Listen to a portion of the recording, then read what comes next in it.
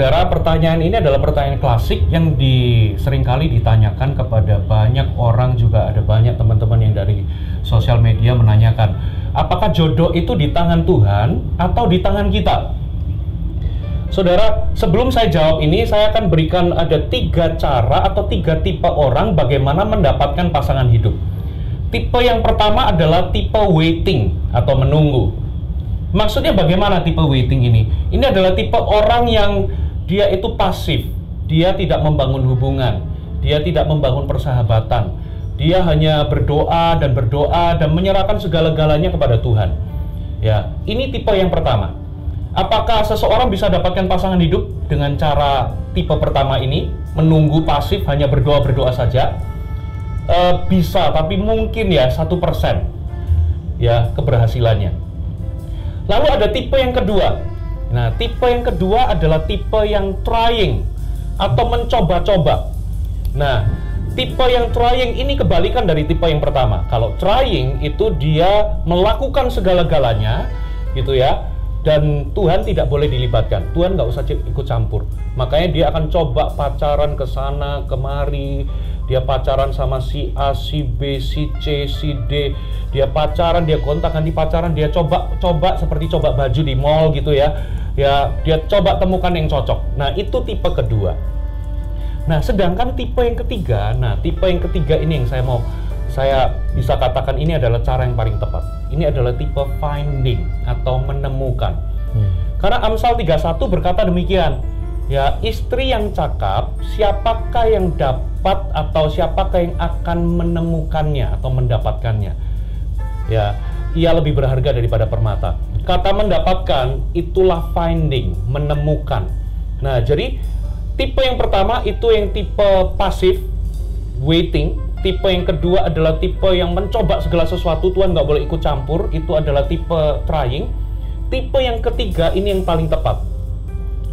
Ya, Tuhan dilibatkan ketika kita menemukan.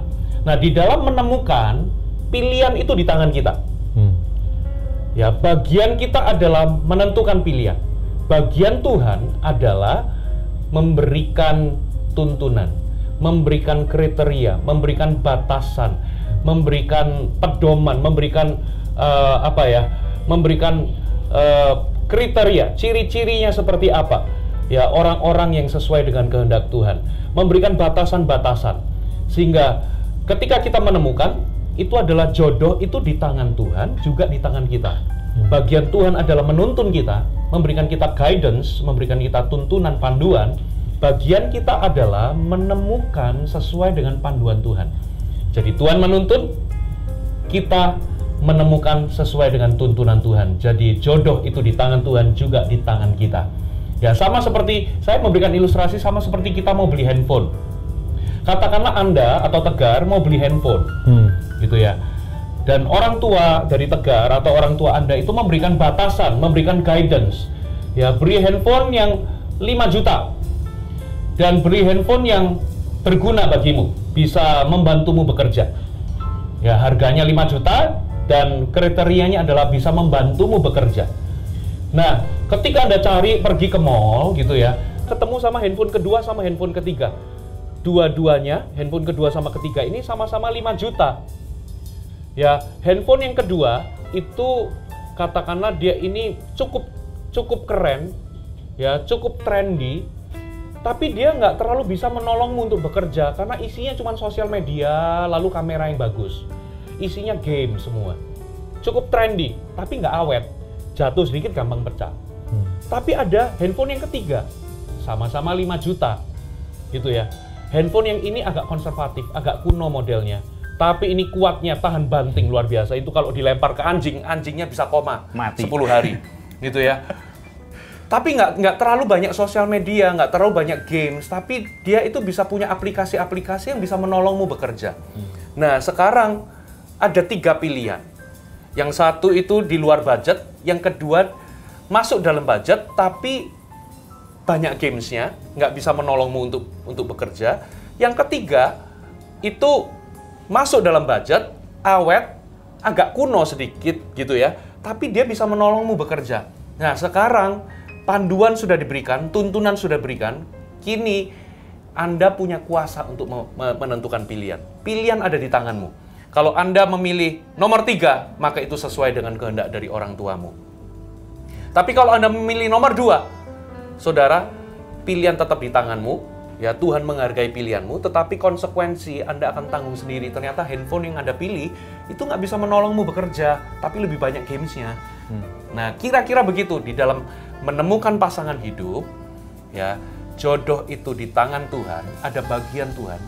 Tuhan itu memberikan, menuntun kita untuk menemukan orang yang tepat, bagaimana memberikan batasan, memberikan firman-Nya.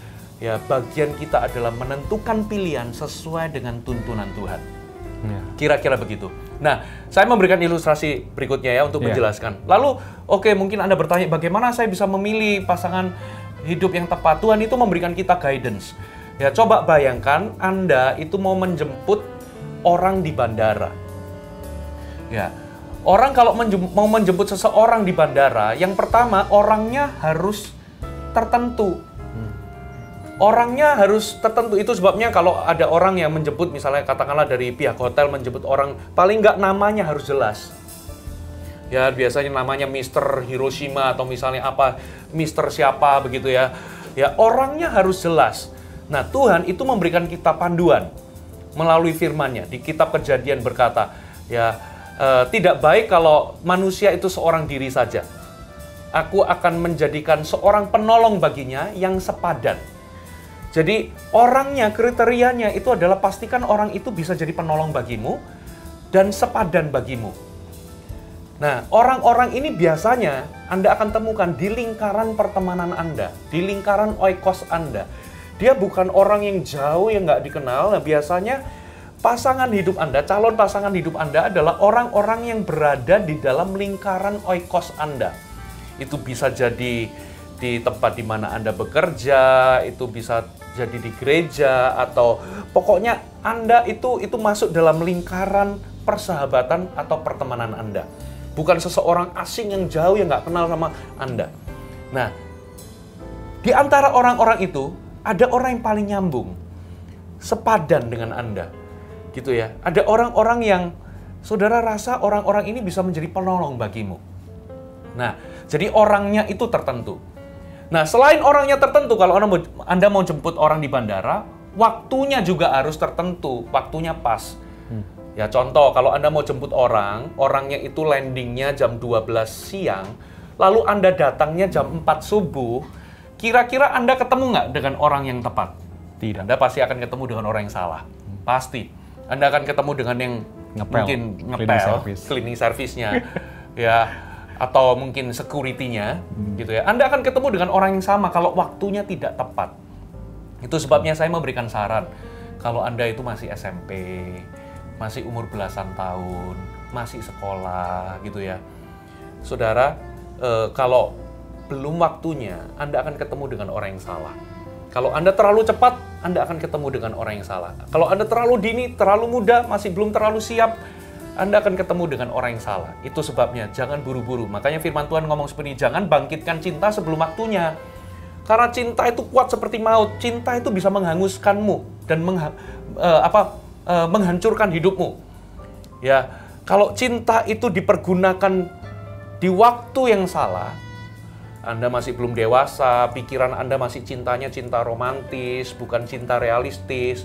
Ya, cintanya masih hawa nafsu, bukan lagi komitmen cinta ke agape. Ya, cinta itu bisa menghancurkanmu. Itu sebabnya tahan-tahan dulu deh. Terus gimana Pastor Fuji kalau aku ini udah kadung jatuh cinta tapi masih SMP, masih terlalu dini, masih terlalu muda, belum waktunya, gimana ini? Ya, sama seperti coba tanya mama. Ya, mama saudara kalau punya bayi, kalau bayinya itu harusnya bangunnya jam 5 pagi, jam 2 pagi udah bangun, udah nangis-nangis, apa yang dilakukan? Mama saudara. Ya, yang dilakukan adalah, ya dinina diboboin lagi. Perasaan kalau udah bangkit, tapi belum waktunya pacaran, lebih baik diboboin lagi. Ditidurin perasaannya. Ya, Anda punya Roh Kudus. Saya percaya Roh Kudus lebih besar dari perasaanmu. Nah, tadi orangnya tepat kalau mau jemput orang. Waktunya juga harus tepat. Yang ketiga, yang terakhir, tempatnya, terminalnya, atau gate-nya harus juga tepat. Percuma kalau saudara itu on time jemput orang di bandara, tapi keliru terminal. Harusnya terminal 3, Anda jemputnya di terminal 2. Saudara tetap akan ketemu dengan orang yang salah. Itu sebabnya gate-nya juga harus benar. Nah, itu sebabnya saya sarankan, ya, terminal yang tepat, gate yang tepat itu begini, itu bicara soal lingkaran persahabatan Anda. Kalau Anda ingin mendapatkan jodoh di dalam Tuhan, saudara harus bangun persahabatan dengan anak-anak Tuhan yang berada di dalam Tuhan, yang percaya Yesus. Tapi kalau Anda menabur persahabatan dengan orang-orang yang di luar Tuhan, orang-orang nggak percaya, saudara akan menuai pasangan hidup Anda, orang-orang yang nggak percaya. Kalau Anda menabur persahabatan dengan orang-orang yang nggak takut Tuhan, di tempat-tempat yang salah, saudara akan menuai pasangan hidupmu juga di situ. Tapi coba tebak, kalau Anda bangun persahabatan dengan orang-orang yang cinta Tuhan, ya, dengan orang-orang yang ada dalam lingkungan gereja, mereka melayani berapi-api. Saya percaya pasangan hidupmu itu nggak jauh-jauh dari sana. Anda akan menuai pasangan hidup yang takut akan Tuhan. Mereka yang lahir baru, mereka yang percaya sama Yesus. Nah, kira-kira begitu. Jadi, konklusinya adalah Tuhan menuntunmu. Jodoh itu di tangan Tuhan, Dia memberikan tuntunan kepadamu supaya Anda nggak salah pilih. Tapi bagian kita adalah, apakah kita mau memutuskan atau memilih pasangan hidup sesuai dengan tuntunan Tuhan. Jadi ada bagian Tuhan, ada bagian kita. Jodoh di tangan Tuhan dan jodoh di tangan kita. Kira-kira begitu jawabannya. Ya, thank you Kak Fuji. Dan berikutnya Kak Fuji, ada pertanyaan lagi. Kita di gereja ini sering sekali harus berkata mencari jawaban pasangan yang seimbang, sepadan seperti itu. Nah, kriteria sepadan di sini seperti apa ya, Kok? Begini, pertama-tama seringkali kita itu fokus untuk mencari pasangan yang tepat, pasangan yang sepadan itu bagaimana. Sebetulnya menurut saya itu adalah salah langkah, salah fokus. Fokuskan dirimu untuk saudara jadilah orang yang tepat terlebih dahulu. Banyak kali aku pengen cari yang luar biasa, orang pasangan hidup yang tepat, yang sepadan, bagaimana. Ya pertama-tama jangan cari orangnya dulu, tapi jadilah orang yang tepat terlebih dahulu. Ya, jadilah orang yang tepat terlebih dahulu. Nah, pastikan, tanyakan ini. Ya, kalau aku ini satu kali jadi pasangan hidupnya seseorang, apakah aku ini ditemukan sebagai orang yang sepadan, orang yang tepat bagi orang lain? Nah, itu sebabnya fokuskan dirimu kepada kualitas dirimu sendiri. Ya, bagi para pria, jadilah orang yang bertanggung jawab. Itu yang pertama. Bagi wanita, ya jadilah orang yang penuh pendudukan diri. Ya, ada wanita-wanita itu sukanya nanduk, nggak bisa nunduk. Nah, jangan. Nah, lagi, bagi pria, jadilah orang yang punya tujuan hidup. Paling tidak Anda sudah punya tujuan hidup baru pacaran. Karena itu yang dicari. Ya, bagi wanita, pastikan saudara mencerminkan kecantikan itu dari dalam batinmu. Punya roh yang lemah lembut. Ya, tidak kasar, dan sebagainya. Nah, jadi kira-kira itu kriterianya. Lalu, apa langkah berikutnya? Pastikan, baik pria maupun wanita, Anda itu bertumbuh secara rohani.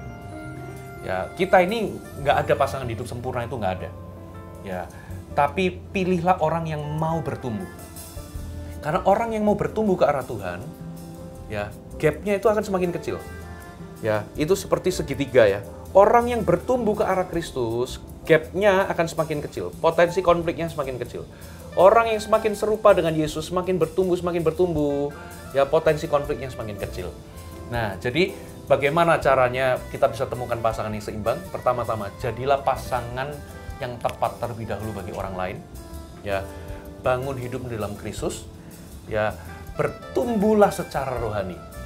Jadilah pria yang bertanggung jawab, jadilah wanita yang punya roh yang lemah lembut. Ya, dan kalau Anda sudah menjadi demikian, perhatikan kata kuncinya, like attracts like. Kalau Anda berkualitas, Anda akan menarik orang-orang yang berkualitas. Ya. Tapi kalau Anda nggak berkualitas, Anda akan cari orang-orang yang satu spirit sama Anda. Gitu. Jadi lebih baik fokuskan dirimu untuk menjadi orang yang tepat. Bangun kualitas hidupmu di dalam Tuhan. Kira-kira begitu jawabannya ya. Thank you Kak Fuji. Dan ini ada pertanyaan yang mewakili keluarga mungkin kok. Pertanyaannya seperti ini. Bagaimana Tips agar suami istri tetap bisa rukun sampai tua. Tips bagi suami istri supaya bisa rukun sampai tua. Yes. Ya, prinsip yang pertama, kalau saya lihat keluarga saya secara pribadi, saya akan memastikan begini, saya dan pasangan saya mencari Tuhan. Karena begini, hanya Tuhanlah yang bisa membuat kita utuh. Hanya Tuhanlah yang sebetulnya bisa memenuhi kebutuhan kita. Nah, banyak orang begini prinsipnya. Oh, kamulah pasanganku, engkau yang membuat aku komplit dan utuh. Hanya kamu yang bisa membuatku bahagia. Hati-hati loh, saudara. Hati-hati. Kenapa? Karena Anda sedang memberikan beban yang berlebihan kepada pasangan Anda. Karena apa? Pasangan Anda itu nggak bisa memenuhi semua kebutuhan Anda. Hanya Tuhan yang bisa. Jadi kalau Anda menuntut, oh kamulah yang bisa membuatku utuh, membuatku hanya kamu yang bisa memenuhi semua kebutuhanku, hanya engkaulah yang bisa membuat aku bahagia. Hati-hati loh, dia bukan Tuhan loh. Ya, Anda sedang memberikan dia beban untuk menjadi Tuhan dalam hidupmu. Kebenarannya adalah, kalau Anda mencari Tuhan, kebutuhanmu akan terpenuhi. Dan ketika kebutuhanmu terpenuhi, ya, maka saya percaya pernikahanmu akan menjadi pernikahan yang bahagia. Ya, bukan menuntut kebahagiaan, bukan menyedot kebahagiaan dari orang lain, tapi justru engkau yang memberi kebahagiaan kepada orang lain. Jadi, saya akan memastikan prinsip yang pertama, bagaimana supaya kita tetap rukun. Yang pertama, ya pastikan sumber kita, ya satu-satu yang bisa membuat kita utuh, kebutuhan kita terpenuhi, itu adalah Tuhan. Itu sebabnya pentingnya suami dan istri mencari Tuhan di dalam hidupnya. Karena hanya Tuhanlah yang bisa memenuhi kebutuhan hidup seseorang, bukan pasangan kita. Ya. Nah, prinsip yang kedua, pastikan kalau Anda bertengkar, itu bertengkar dengan bijaksana. Karena begini, ada banyak orang menyangka bahwa gini, pernikahan yang sehat itu pernikahan yang tanpa pertengkaran atau tanpa konflik. Saudara, itu cuma mimpi. Kebenarannya adalah ketika Anda menikah, pasti ada konflik. Pasti. Ya, justru kadangkala konflik itu menunjukkan kedekatan. Kalau nggak dekat, maka piring itu kalau nggak disusun berdekatan, kalau diambil nggak akan bunyi. Tapi karena dia berdekatan, ada gesekan. Ya, pernikahan yang sehat itu begini bunyinya. Pernikahan yang sehat itu bukan berarti pernikahan tanpa konflik, tapi pernikahan yang sehat adalah pernikahan ya yang mereka cukup dewasa ketika mereka konflik, mereka bisa selesaikan konflik dengan baik. Nah, jadi bertengkar pun harus dengan bijaksana. Bagaimana bertengkar dengan bijaksana? Simple. Lebih cepat mendengar daripada berkata-kata ataupun marah. Nah, yang menyebabkan kadangkala masalahnya itu sepele, kok jadi besar karena mulut. Kita nggak mau mendengar, tapi lebih banyak ngomong. Nah, saya sendiri nggak sempurna di dalam pernikahan. Saya ingat ada konflik-konflik tertentu, itu simple, diakibatkan oleh karena saya lebih cepat ngomong daripada mendengar. Tapi coba, ayo kita kalau suami istri ya, coba kita lebih baik mendengar. Maka kita tahu kira-kira kebutuhan pasangan kita apa. Dan ketika kita jawab, saya percaya tidak ada konflik yang bisa memecah belah kita. Ya, tapi justru konflik itu malah mempererat kita hasilnya. Ya, prinsip yang ketiga adalah banyak bersenang-senang bersama. Jangan lupa bersenang-senang. Kalau kita mau rukun sampai akhir, jangan bawaannya serius, melulu kerja, melulu duit, melulu uang, melulu. Saudara, kalau Anda punya pasangan, ya ayo dating, bersenang-senang. Ambil waktu untuk Anda cuti, ya tanpa anak-anak, untuk Anda bisa pergi, berlibur. Ya berlibur itu nggak harus mahal. Ya, sesuai dengan budget Anda. Yang penting Anda bisa lewatkan waktu-waktu bersama, berdua, itu dengan menyenangkan. Gitu ya, tanpa ada anak-anak. Gitu ya, tanpa ada orang lain. Gitu ya. Prinsip yang keempat, pastikan Anda tetap murni. Menjaga pernikahan Anda tetap murni. Ya, contohnya ini ada teh. Kalau teh ini ditetesin 1 mili, ya virus atau tinta atau air kotor, mau nggak saya minum? Nggak mau, saya nggak mau minum karena sudah tercemar, 100% tercemar. Ya, itu sebabnya jaga kemurnian pernikahan kita, jaga kekudusan pernikahan kita. Hati-hati sama perselingkuhan. Kenapa kok banyak perceraian terjadi? Karena meningkatnya perselingkuhan. Kenapa kok meningkat perselingkuhan? Karena zaman sekarang dengan 25 tahun yang lalu beda tekanannya, beda pencobaannya. Pencobaan zaman sekarang dengan pencobaan 10 tahun yang lalu berbeda. Zaman sekarang ada sosial media. Ya, zaman sekarang ada Facebook. Ya, gara-gara Facebook orang bisa reunian. Ya, gara-gara reunian cinta lama bisa bersemi kembali, betul nggak? Gitu. Gara-gara itu terjadi perselingkuhan. Ya berarti di akhir zaman ini kenapa banyak orang nggak murni lagi dalam pernikahan? Kenapa banyak jatuh dalam perzinahan? Karena memang di zaman akhir ini lebih banyak pencobaan. Bukan salah sosial medianya, bukan salah teknologinya, bukan salah Facebooknya. Ya tapi memang di akhir zaman ini lebih banyak pencobaan. Ya apalagi orang punya gaya hidup sekarang begini modelnya, punya spirit of entitlement. Ya punya roh yang berhak. Ya seorang wanita. Aku merasa bahwa aku ini sudah kerja keras, atau aku ini merasa aku ini berhak untuk mendapatkan kebahagiaan. Jadi kalau aku nggak mendapatkan kebahagiaan dari suamiku, aku berhak mendapatkannya dari orang lain. Loh, hati-hati loh saudara, gitu ya. Terus ada suami-suami juga begitu, ya menyangka bahwa dia itu yang bekerja sumber, gitu ya. Dia punya prinsip hidup begini. Work hard, play hard. Karena aku udah kerja keras, aku berhak bahagia. Ya, kalau aku nggak bisa dapatkan itu di rumah, gitu, aku akan cari di luar sana. Akhirnya banyak orang kedugem, ya, keminuman keras, bahkan sampai akhirnya perzinahan. Karena merasa berhak, karena aku udah kerja, menafkahi, ya aku berhak dapat hiburan dan sebagainya. Nah, itu spirit of entitlement. Hati-hati. Ya, tetaplah murni kalau Anda rindu pernikahan Anda terjaga. Karena akhir zaman ini lebih banyak pencobaan dan banyak orang merasa berhak. Gitu ya. Nah, yang terakhir, ya prinsip yang terakhir adalah tidak menyerah. Ya, survei membuktikan orang-orang yang sampai hari ini 40 tahun memasuki 40 tahun pernikahan, mereka itu punya kesamaan. Mereka tidak melihat bahwa di dalam pernikahan itu ada pintu exit. Pintu exit yang adalah bercerai. Tidak ada pemikiran bahwa mereka akan bercerai satu titik. Ya, dan ingatlah kalau Anda sudah menikah, dan bagi teman-teman yang belum menikah, ingat pernikahan itu sebuah covenant, bukan kontrak. Ya, bedanya apa covenant dengan kontrak? Kalau covenant itu dibangun atas mutual trust. Ya, mutual trust, saling percaya, itu covenant. Ya, tapi kalau kontrak itu saling nggak percaya karena mutual distrust. Contoh nih, kalau Anda sewa rumah saya, gitu ya, kita pergi ke notaris. Kenapa kok ke notaris? Gua nggak kenal Anda, gua nggak kenal lo, gitu ya. Gua takut lo tipu. Jadi karena saya nggak percaya Anda orang asing, kita ke notaris aja deh, kita teken kontrak. Dan ada perjanjian-perjanjiannya. Nah, perjanjiannya apa? Kalau pihak pertama nggak melakukan kewajibannya, aku sebagai pihak kedua tidak berhak juga melakukan kewajibannya. Nah, beda. Kalau covenant, mutual trust. Ya, aku akan setia ya di dalam segala keadaan. Bahkan kalau misalnya pasangan kita nggak setia, kita harus tetap setia. Itu covenant. Tuhan pun sama, membangun covenant dengan kita. Dikatakan ketika kita nggak setia, Tuhan tetap setia sama kita. Kira-kira begitulah, ya. Ya, betul.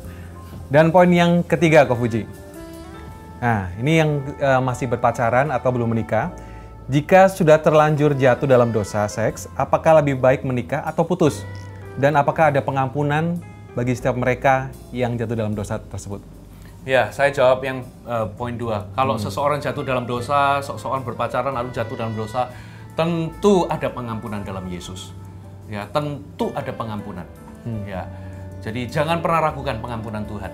Gitu ya. Tidak ada dosa yang terlalu dalam sehingga Tuhan nggak bisa menjangkaunya. Tidak ada noda yang terlalu pekat sehingga darah Yesus nggak sanggup menghapusnya. Ya, Tuhan sanggup memberikan Anda pengampunan dan memulihkan Anda. Tapi pertanyaannya, apakah kita tetap jalan kalau kita ini sudah berzina, atau apakah kita harus putus? Jawabannya adalah pertama-tama jangan lompat ke sana dulu. Tapi pastikan Anda bertobat. Bertobat itu beda loh dengan menyesal. Memang pertobatan itu disertai penyesalan. Tapi ada orang-orang tertentu itu cuma menyesal biasa, cuma merasa bersalah titik tapi nggak bertobat.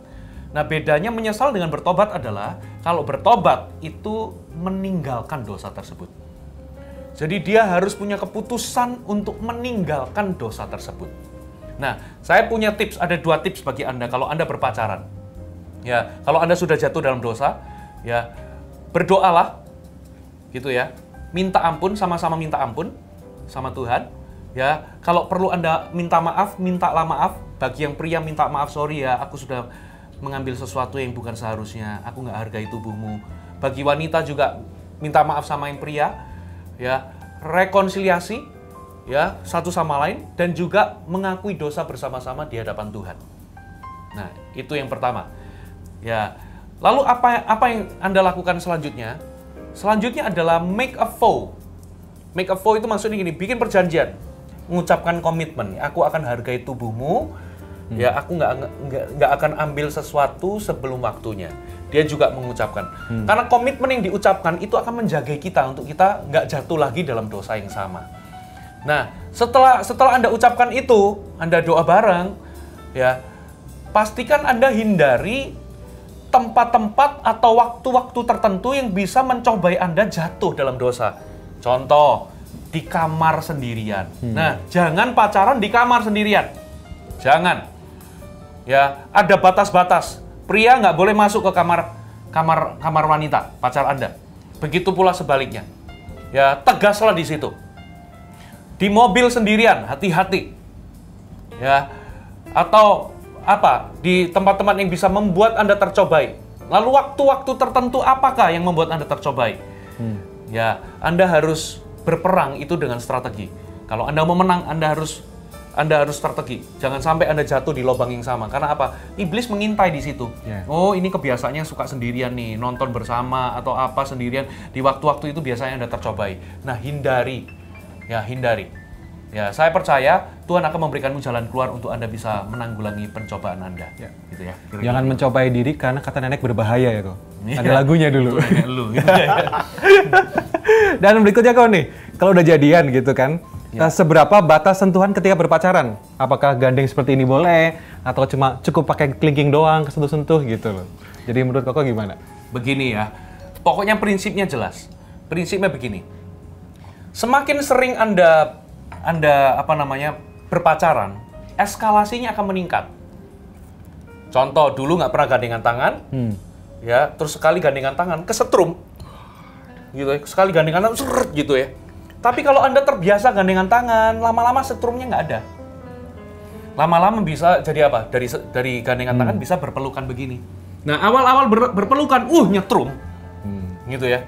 Tapi lama-lama setrumnya nggak ada. Lalu disitulah orang kebablasan. Lain akhirnya jatuh dalam dosa. Nah, jadi prinsipnya begini. Kalau Anda itu bisa dicobai gara-gara gandengan tangan, nggak usah gandengan tangan. I see. Ya, kalau Anda bisa dicobai gara-gara Anda, Pastor Fuji ada orang-orang ngomong, kan cium apa? Pipi kan nggak pasal. Udah nggak usah ciuman sama sekali sampai saya menikah. Berani nggak Anda punya prinsip, my first kiss is my wedding kiss. Ya, saya juga punya anak perempuan. Saya jagain, jangan sampai anak perempuan saya punya prinsip yang salah. Gitu ya, ayo kita saling menjagai. Teman-teman yang pacaran, batasnya di mana? Lebih baik Anda ekstrim aja, nggak apa-apa, kaku nggak apa-apa, daripada Anda jatuh dalam dosa. Gitu ya. Ya memang gandengan tangan nggak dosa, tapi itu bisa eskalasinya meningkat. Lebih baik Anda jaga hati nuranimu, tahu mana yang bisa membuat Anda tercobai. Ya kira-kira begitulah jawabannya ya. Cukup jelas sekali kok. Dan berikutnya kok, jika kita mulai cari pacar nih, kita nemuin orang yang tepat, dia cantik, tinggi atau seperti apa gitu kan. Tapi udah sangat cocok sekali, ending-endingnya adalah dia belum kenal Tuhan. Oke. Dan kita juga sering sekali ketemu orang seperti itu. Kalau ditanyain, loh kok jadian? Aku akan buat dia mengenal Tuhan. Nah, itu menurut Koko seperti apa? Ya, menurut saya begini. Tuhan itu memberikan kita firman Tuhan. Firman Tuhan jelas, 2 Korintus 6 itu jelas. Apakah hubungannya antara terang dan gelap? Apakah hubungannya antara Kristus dengan Belial? Lalu ada nasihat, janganlah engkau menjadi pasangan, ya, dari orang-orang yang nggak percaya. Gitu ya. Firman Tuhan itu jelas. Kenapa kok Tuhan memberikan firman Tuhan seperti itu? Percayalah. Ya percaya, dia itu memikirkan yang terbaik. Karena dia menyediakan dan memberikan yang terbaik bagi kita. Aduh, mungkin Anda sudah merasa, tapi dia ini baik sekali loh, tapi dia nggak kenal Yesus. Anda merasa bahwa itulah yang terbaik. Saudara, apa yang Anda pikir itu terbaik belum tentu. Ya, kalau Anda ingin mendapatkan yang terbaik, ya Anda harus tegas. Ya, turuti Tuhan terlebih dahulu. Ya, nanti kalau aku putusin dia, nanti kalau jodohku nggak lebih baik dari dia, bagaimana? Kalau nanti aku malah nggak dapet jodoh, bagaimana? Loh, saudara, gini loh, masa depanmu itu taruh bukan di dalam dirimu sendiri. Tapi masa depanmu itu taruhlah di tangan Tuhan yang mengerti masa depanmu. Amanlah. Ya, kalau Anda ikuti Tuhan, kalau Anda itu taat sama Tuhan, saudara akan menerima yang terbaik. Ya, kata kuncinya begini, you don't have to understand to obey. Walaupun hari ini Anda nggak ngerti, tapi kalau Tuhan ngomong, ya taatlah terlebih dahulu. Ya, maka Tuhan akan memberikan, Anda akan mendapatkan yang terbaik daripada Tuhan. Jangan mencobai Tuhan kalau seperti itu. Betul. Karena begini, banyak orang kan punya alasan tadi, nanti aku akan memperkenalkan dia kepada Kristus. Ya, gini loh, tarik-tarikan, coba kita berdiri. Banyak orang itu ada di bawah, coba kamu berdiri, coba tarik. Ya, narik ke atas dengan narik ke bawah, lebih banyak orang yang di atas itu yang ketarik ke bawah. Karena gravitasinya di bawah. Ya, Anda coba tarik orang, banyak orang begitu, coba tarik pasangannya untuk kepada Yesus. Dia nggak kenal Yesus. Lebih banyak dia yang ketarik ke bawah. Lebih banyak orang yang malah ketarik ke bawah. Ya, itu sebabnya jangan cobai Tuhan, lebih enak nurut. Firman Tuhan katakan begini, Yesaya 1 ayat 19. If you are willing and obedience, you shall eat the good of the land. Ya, kalau engkau itu nurut, ya, dan taat, kata firman Tuhan, engkau akan mendapatkan yang terbaik dari tanah. Engkau akan mendapatkan yang terbaik dari Tuhan, pasti. Ya. Betul. Dan ini kok, tadi kan kalau ngomong, dia sudah belum kenal Tuhan. Tapi poinnya sekarang, dia udah kenal Tuhan, udah sama-sama cocok. Nah, ACC terakhir dari orang tua, itu nggak di ACC kok. Nah, mungkin masalah ras seperti itu, gitu kan. Saudara, di dalam mendapatkan atau menemukan pasangan hidup, ada yang mutlak, ada yang tidak mutlak. Yang mutlak itu pastikan dia lahir baru. Ya. Yang kedua, pastikan dia mau bertumbuh. Kalau dia lahir baru dan mau bertumbuh, saya percaya itulah yang mutlak. Ya. Berikutnya, yang nggak mutlak itu biasanya apa? Misalnya ada perbedaan usia, atau suku, atau ras, dan sebagainya. Gitu ya. Nah, pendidikan juga sama. Nah, jadi fokus sama yang mutlak. Tapi kalau saudara mutlak itu semua sudah terpenuhi, misalnya pasangan hidup Anda itu semua sudah memenuhi kriteria. Misalnya dia itu sudah berkarakter, sudah cinta Tuhan, sudah sehat gambar dirinya, ya dia itu juga mau bertumbuh dan sebagainya. Tapi ini kendalanya orang tua ini loh. Orang tua itu nggak setuju karena dia ini mungkin secara status ekonomi ataupun secara status ini, secara suku itu berlainan suku. Jadi prinsipnya di sini, kalau itu adalah hal-hal yang nggak mutlak, perjuangkan. Kalau itu nggak mutlak, perjuangkan. Approach orang tuanya dengan baik, bawa diri Anda dengan baik, bawa juga di dalam doa, gitu ya.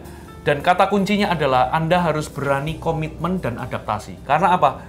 Ya, walaupun itu nggak mutlak, tapi perbedaan suku itu bisa menjadi potensi konflik yang besar. Ya, karena mungkin dua budaya jadi satu, lalu ada pertentangan di atas. Kalau Anda siap berkomitmen dan Anda siap beradaptasi, saya percaya Anda layak memperjuangkannya. Gitu ya. Tapi kalau Anda nggak siap, pikir-pikir dulu. Karena apa? Anda akan melewati peperangan yang mungkin lebih daripada pasangan lain yang mungkin nggak beda suku. Ya, kira-kira begitu ya. Masa depan kita itu di tangan Tuhan.